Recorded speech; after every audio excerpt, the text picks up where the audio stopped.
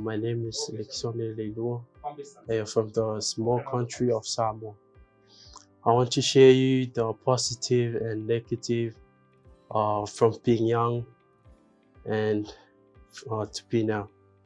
When I was young, I didn't know I have the pain of my heart. I didn't know my family would suffer. And that's why I'm thankful to God for having this opportunity.